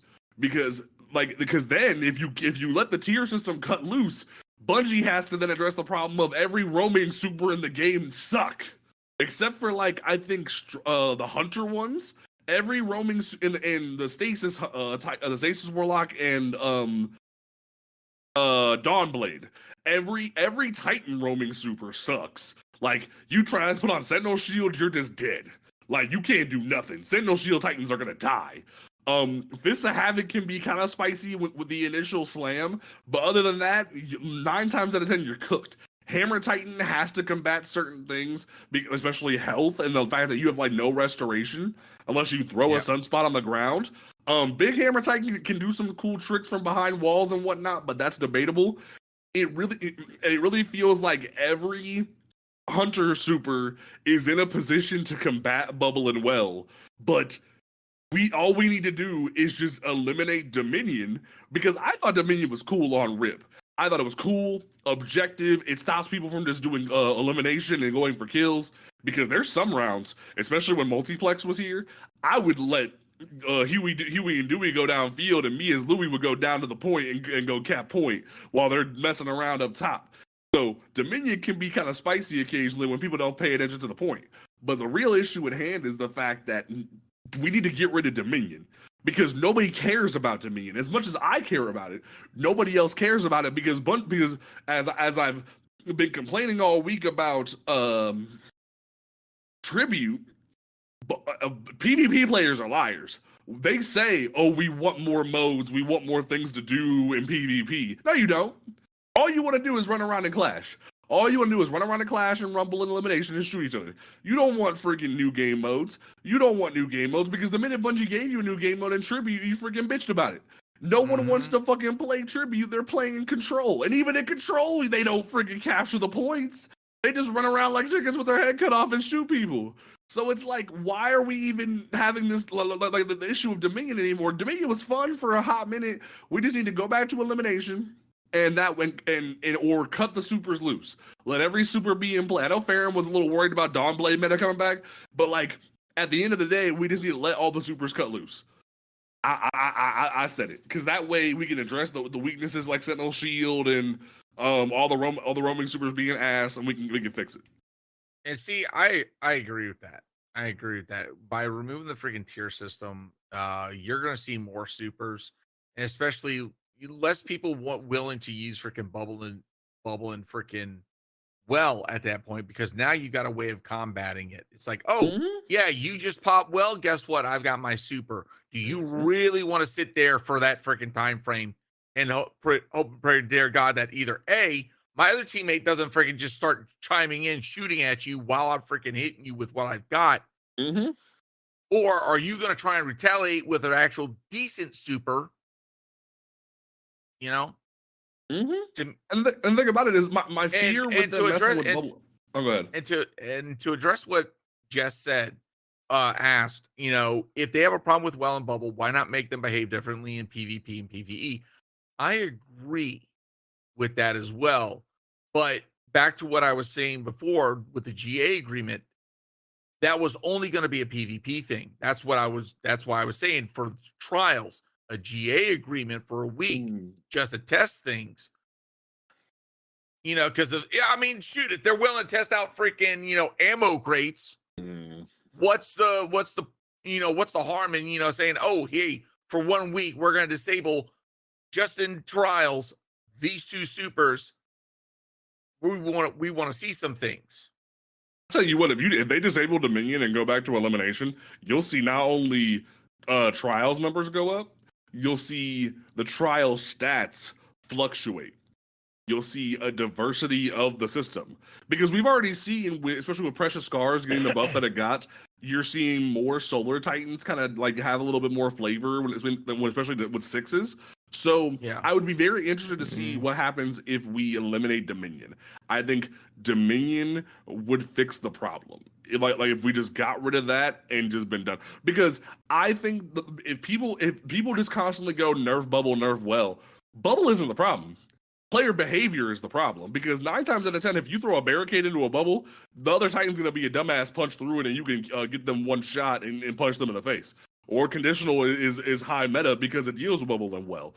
Or Wither Horde is a great way to pressure someone out of a bubble. Or using your melee abilities or your other supers are great ways to push people out of bubbles. So there's enough at play where they can be dealt with. It's just people would want the easy fix. Like Diva says when he's here, he's the path of least resistance. People want the path of least resistance and not have to change their behavior. What do you think? Yeah, I still, only thing I can say is that I still they are nerfing them close to final shape. So I just hope that they're still viable. But to be frank, matches are win or loss based on who get well or bubble first, and I kind of like stand like 10 toes down with it. It's like again, unless you have the weapons I described, which is conditional and service +1, or in that case Quicksilver Storm, which is now getting now I don't even think it's gonna break a well after its nerf. So I don't know why they're nerfing that damn thing. That's another thing I wanted to talk about too, because I think we all wanted to talk about this. It's just because like up until like, I'm glad that Bungie started buffing these primaries, and I remember I started loving Quicksilver early on because of that. I guess I understand they where they're coming from in a way, but like there are so many other weapons that just, I don't know why they even want to do this. So like I want to like think smart and just say like it was just like an uncalled for nerf in my opinion. So right, and so because Bungie said this way, they were like, hey, we think that Quicksilver has been top dog for too long, so we think we need to nerf it. And here's the problem with that statement. I've talked about it before. We need to stop thinking of what needs to be nerfed and start thinking of what needs to be buffed. And I know Bungie is worried about power creep, especially with things like Mountaintop coming back. But let's actually look at the primary slot right now. Like, I have my dim open. If you like, Malfeasance is kind of hot with only one class, Lucky Pants Hunters. And even then it's decent. Monte Carlo has seen a bit of an uptick because of like the catalyst, but even then it's not like you're gonna go into a GM with it. It's decent. Verglaw Curve, I've said for the longest time, Verglaw Curve needs a damage buff, because yes, is it fun? Does it synergize with some things in low level play? Yes, but that bow would be so great if it got a damage buff. If it was able to contend with things in high level content. Right there, that's a perfect example of something that needs a buff. I think they just need to just crap that. I just think they just need to creep shatter damage just a bit more, not because of a fragment eater. Like that's my honest opinion. I can agree with that. And like, there are certain things, like I think Arbalest should go back to doing the same amount of damage that it was doing before, because that way you would see people using things like Arbalest in endgame content again instead of using Wishender. Because I know Bungie is getting real close to nerfing Wishender. I know no one wants to hear that, but like, it's gonna happen sooner or later. Bungie's gonna nerf it, and it's gonna be like, I tried to tell you. I mean, it did get that back end PvP nerf, so. Yeah, thankfully, but like it's still kind of a menace because it can still one shot in certain circumstances. And like I'm sitting here, I'm gonna be the person to say I'm waiting for Bungie to piss off every PVE main, like the world's first raiders. I'm gonna wait for them patch notes for Final Shape, but I think an Izzy nerf is coming. I don't want to be that guy, but I feel like Izzy nerf is coming. I'm gonna tell you right now that they would lose their literally. I think that they don't want the witness getting his brains blown out. I think, but Bungie's getting real worried about that world's first raid, and they're gonna be like, maybe we should like nerf hone. You know what? People gonna also hate me for this. I hate when they focus on nerfs, but if there were one thing that they really want to focus on in Final Shape, it will be Banner of War. I hate to tell you. So here's my controversial opinion about that. I've been holding on to this one for a minute. I think the issue isn't Banner of War. I think the issue is how the way Bungie has structured certain things to synergize. Because I think Banner of War is good for like lower skill players. But the thing is, if you go into a GM, Banner of War is easy for you to get clipped real quick. It doesn't matter what's going on. Like Banner of War's regeneration can't save you in every circumstance. I ran Banner of War in the corrupted GM a few weeks ago, and like there would be times where I was either critical health or dead, and Banner of War couldn't save me. Even when I had ×4. So yes, is Banner of War concerning from a like high tier raid standpoint, yeah, or like soloing dungeons to a certain degree, yeah, but it takes top tier skill, like top 1 to 3% to really push Banner of War to its full power. So I think Bungie, and Blackburn even said, when he was doing streams for a hot minute, that they weren't really worried about Banner of War that much because Banner of War isn't really a priority for them. So I think Bungie is in the right there where they're like, hey, we really don't want to mess this up because it's kind of already in a healthy place. And if we nerf it too much, it's going to be like, well, we made this whole thing to give Titans healing and let them have more access to certain things like swords and whatnot. And then we just nerfed it and now it's not usable. And I think that's the big problem is Bungie keeps trying to examine nerfing things and not actually buffing other things. Like, do you know what I would love to do?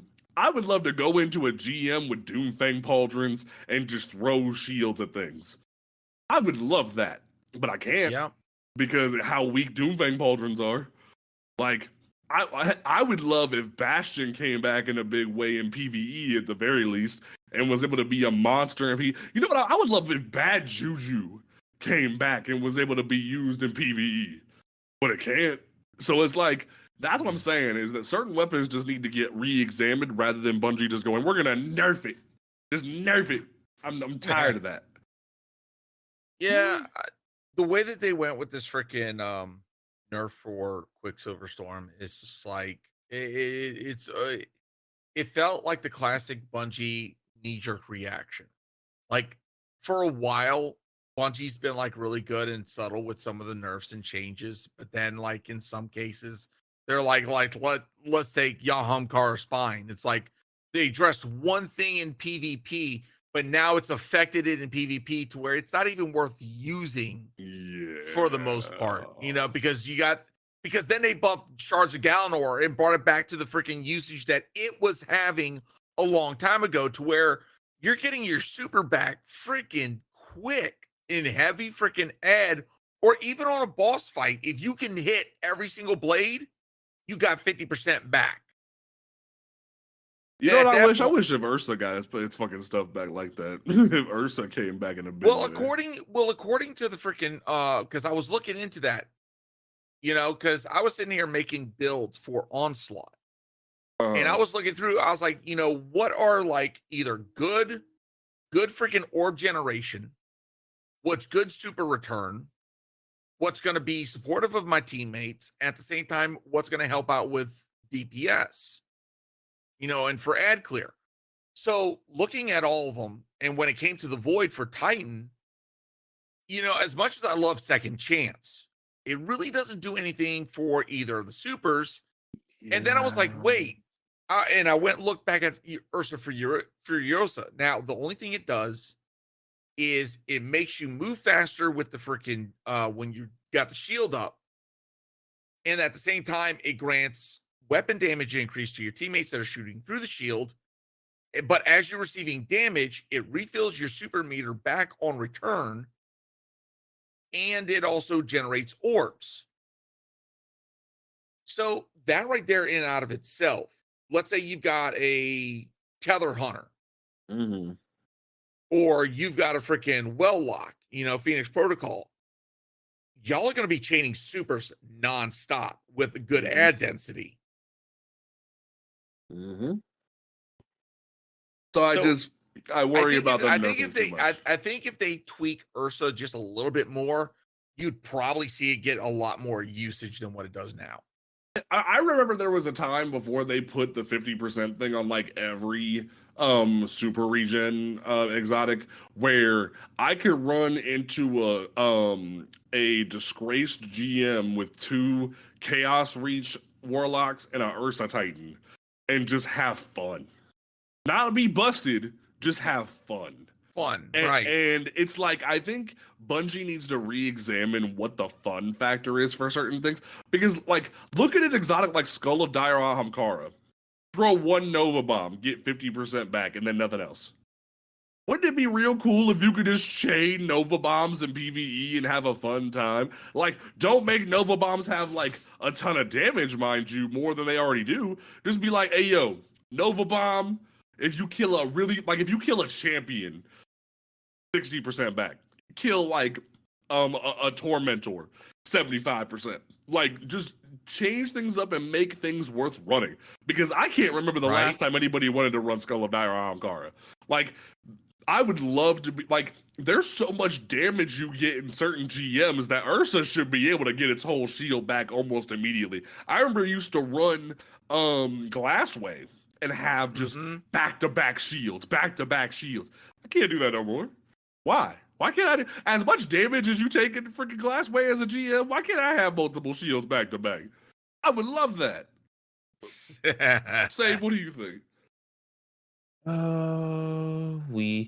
As a person that just runs like randomly loadout stuff in GMs, because that's what I mainly do. I would say I think it's more of like the what is it, like the surge modifiers that they make you plant, and artifact mods that like make you play to a certain element or play style each season. I don't want to necessarily say a build is not strong because of what they can do. Because like, for example, just like you said, like what is this exotic Titan one, Second Chance, although it doesn't do as much you say it does weaken. True. So you don't have to play stuff like Undermining, I understand it. Doomfangs, that example, I just hate that they changed it to make it where the melee kills give you the surge mod, so that you can't like play surges anymore and stuff. But that's my gripe. But other than that, I mean, I don't have really too much to say. I pretty much nailed everything to the point. So, all right, fair enough. Yeah, okay. So, I want to talk about the Iron Banner experience this weekend a little bit because I touched on it a little bit, but I think Bungie needs to address a few things.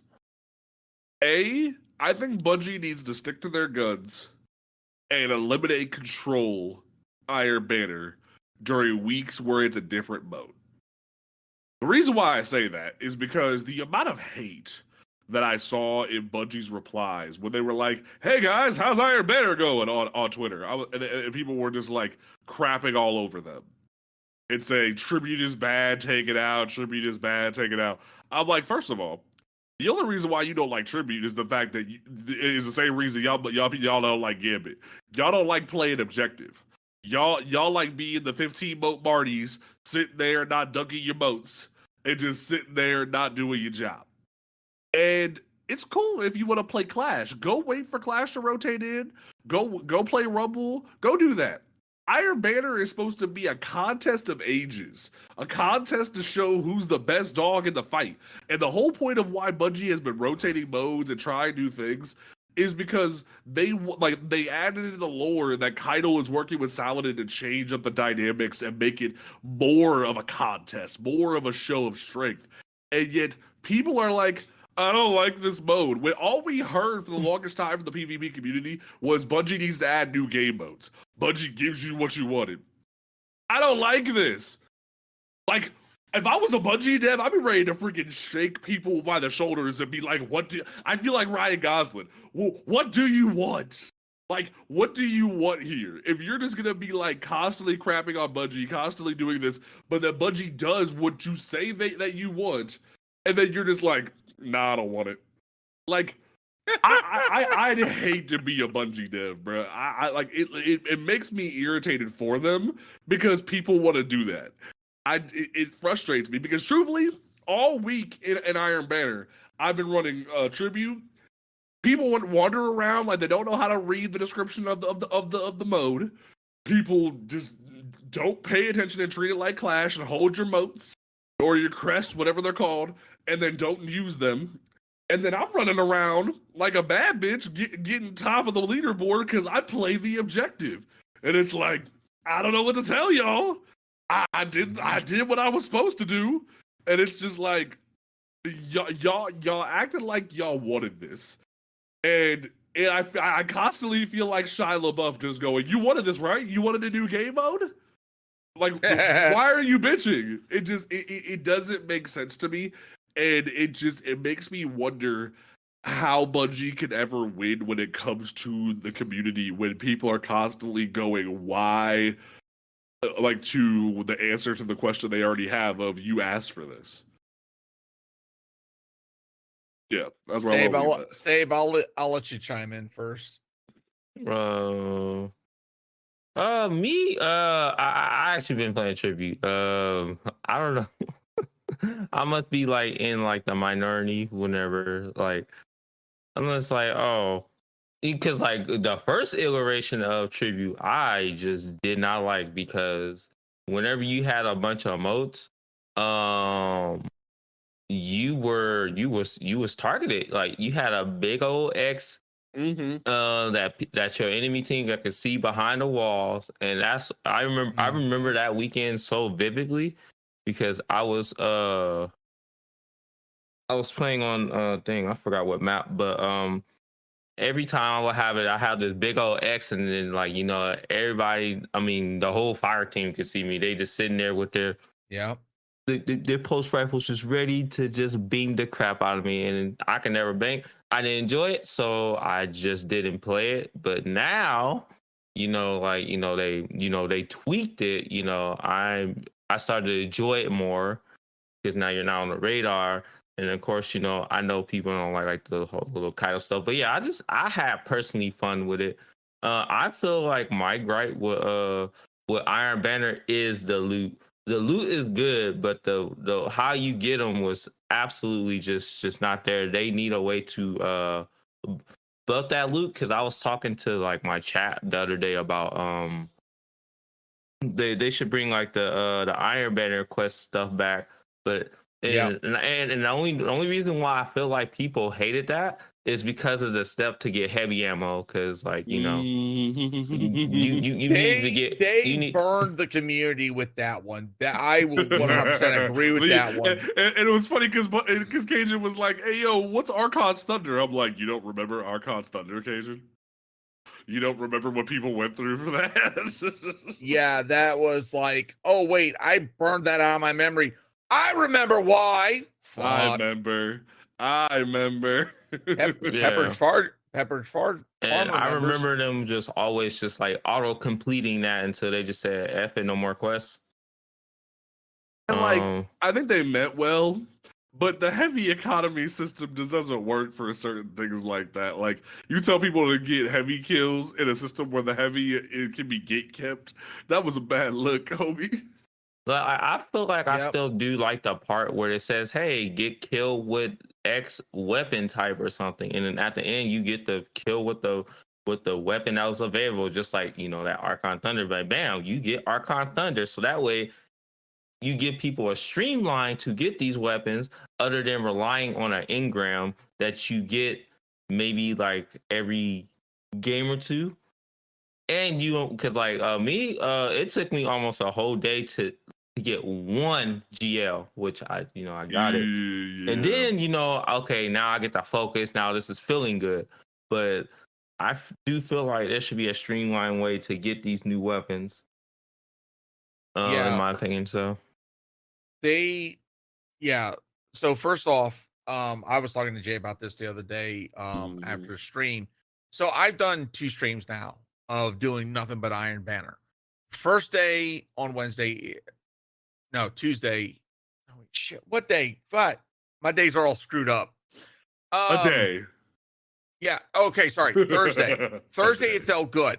Now, first couple hours because I'm early morning streamer, it was rough. But then in the other half of the stream, it felt good. The lobbies were smoothing out. It felt like more evenly matched, and it was good. Yesterday's, it felt sweaty from the word go all the way through. It was definitely a different vibe. But with yesterday's, it was the fact that I went almost an hour and a half before getting my first engram. That's a problem. Yeah. And almost when I brought it up in chat, I was like, this is one of those times where Bungie needs to have an outlier protection for loot, especially if you're playing a particular mode. Like in this case, you need to set up a system. 2 engrams for a win, 1 engram for a loss. And then whatever other extra loot you want to freaking smack in there. I don't give a shit if you give me Retrofurst from now until the end of the goddamn week, if that's the case. I still got an engram.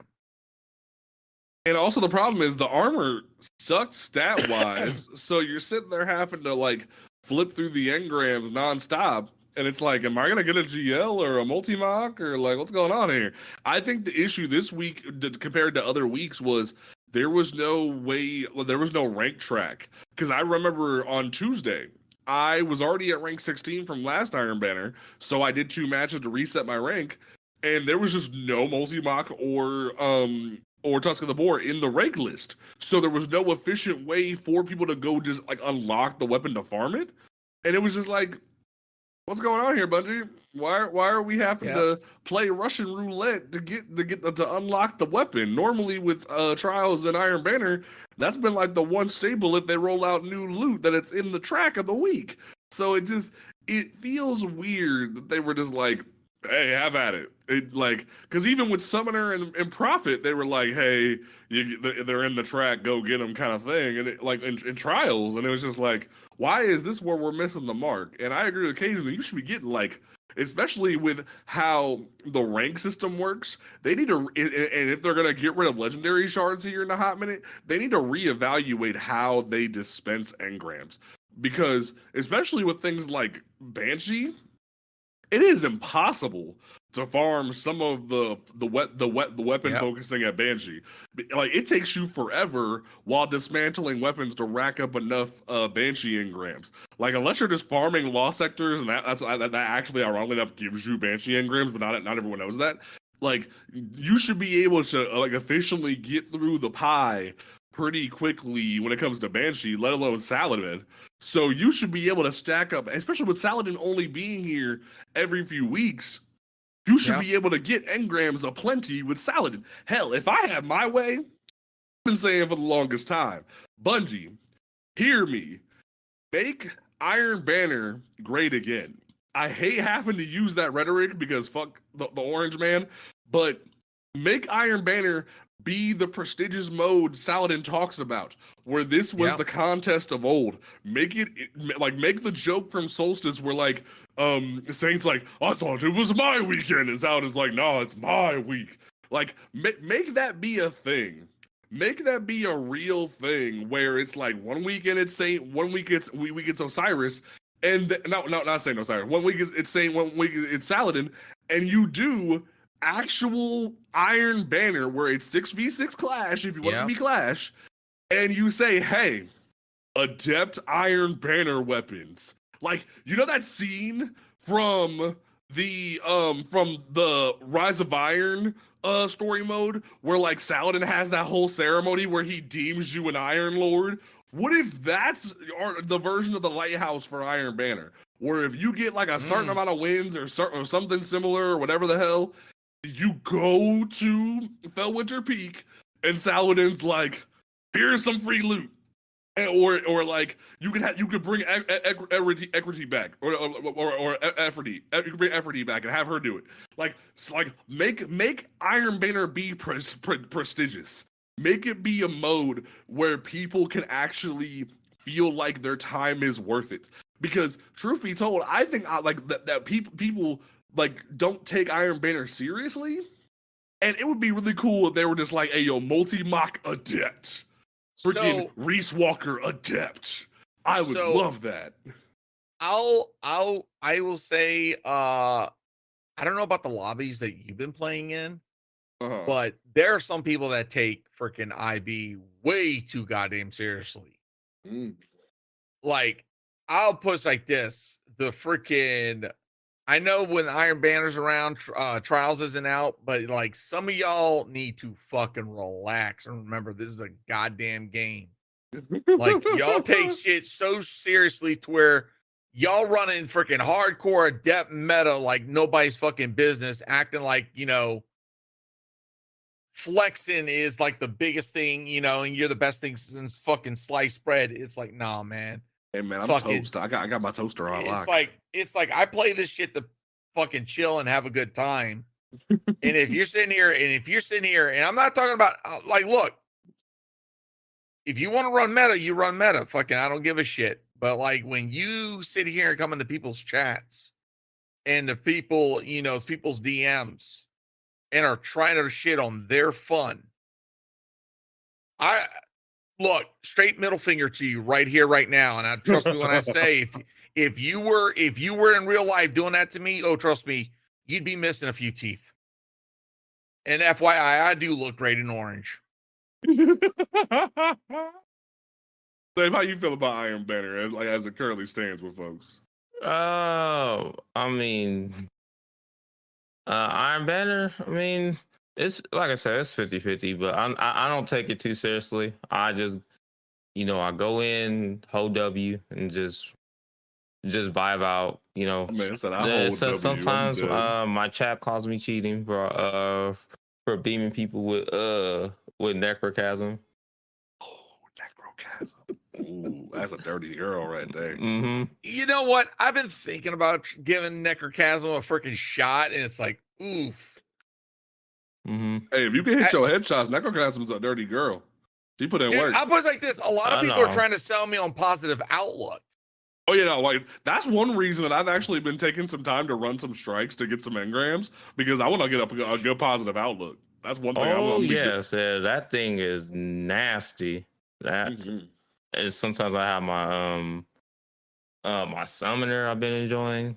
I might record some B-roll after the show for that and just grind that thing. Yeah, that guns the real deal. I mean, I know that 450s are popular, but yeah, that damage getting nerfed anyway. But I mean, it'll still be kind of hot. It'll cook. It'll cook the way. I mean, the gun's gonna have enhanced perks either way. So, I mean, if you get kill clip on a fucking positive outlook, it has a 0.67 TTK. So that's a bad girl. Oh yeah. People just go away. Yeah. That gun in People general. just go away. If it has double golden tricorn, it has a 0.53 TTK. That's terrifying. Wait. Hey, you wanna know what's dirty?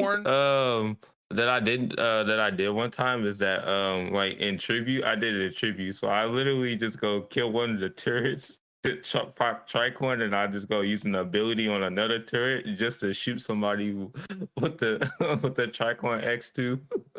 Hey, yo, someone in chat said Edge Transit's gonna be the Iron Banner meta. I'm like, yeah, motherfucker. Yeah. Edge Transit. Yeah. Let's Oh, go. dude, Edge Transit's about to be freaking DPS Oh meta. no, this Oh man. yeah. Now I do find it funny though. I'll say it till the cows come home. I think it's real funny that Bungie was like, "Hey yo, we're gonna buff GLs," and everyone's like, "Go get a cataphracт! Go get a cataphract!" And I'm like, I already have my adept cataphract with envious bait and switch. I don't need to go do that. But then they're like, "Hey yo, Edge Transit's gonna be the hottest shit ever," and I'm like, "Is it, Bungie?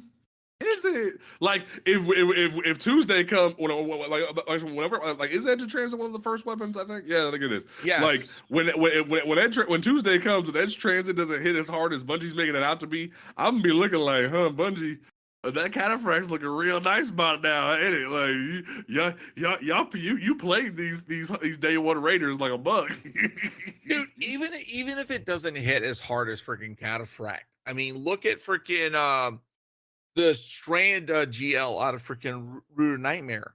That with the right situation, because it's surrounded, it hits like a truck. Yeah. Now, granted, the freaking Edge Transit's going to be coming with bait and switch. That right there, fuck, that's looking good. That look like the good old dethrone of cattle. I mean, not really dethrone in a way, but who got it can get enhanced. No, yeah, it can be enhanced too. It can be enhanced, and then I know I don't know how like verse y'all folks are when it comes down to I guess the double call on what's to come, but obviously Fox has been around about envious and Cascade Point. Definitely making this gun even more just dang, bro, that's a bad bitch right there. Yep, and all you gotta do is I wouldn't even call it suffering onslaught. Just go do some waves, and you get quite literally the best GL in the game at this point. Onslaught's gonna be a lot of fucking fun, dog. I'm gonna keep it a buck. I think Onslaught's gonna be one of the best times we've had in a long time when it comes to and that's why a lot of the stuff that's out too, of course we all hate time gates and stuff like that. I know I do myself, but with the amount of stuff that's going that we're going to be doing in free content, by the way, because I always have to iterate that this is all free. They said that the loot rain is kind of season of opulence. I'm just waiting to see if they hold on to that, because I value those words seriously, as in me grinding the crap out of opulence back in those days. So they just bring it back with a vengeance. It's gonna be real funny. So we shall see, most definitely with that.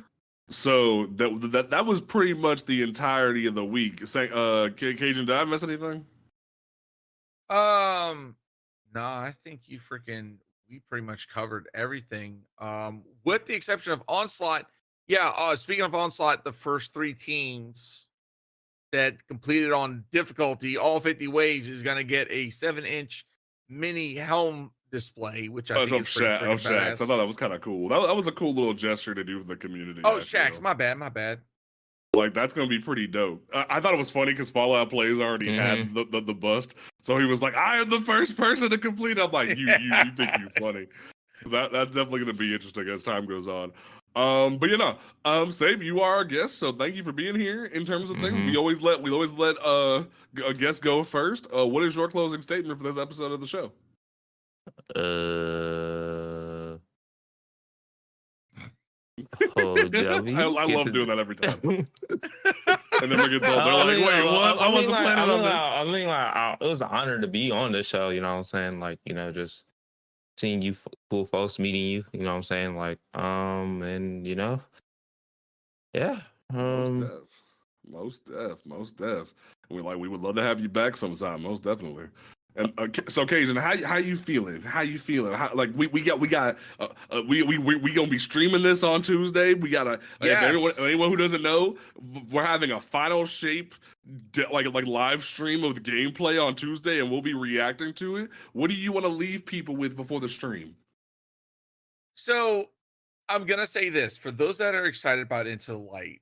Hey, be excited, have fun. If you're questioning about whether or not to come back, reminder, this is free content, okay? Mm-hmm. Whether or not you paid for Lightfall, whether you paid for the seasonal stuff, Into the Light is going to be free for you. Yep. So take advantage of it. Give it an opportunity to see if it's going to scratch that itch for you to come back to Destiny 2. And if it doesn't, that's cool. That's okay. It's completely valid. But I'm going to say this one piece, and I'm pretty sure there's no Warframe players out there. I swear to God, y'all are becoming the fucking vegans of the goddamn gaming community. Okay, your game is not fucking anything new. All right, swear to Christ. Okay, y'all motherfuckers need to chill. Coming to goddamn D2 streamers saying, "Hey, Warframe's better." Yeah, my nuts are better in your mom's mouth, but we're not talking about that.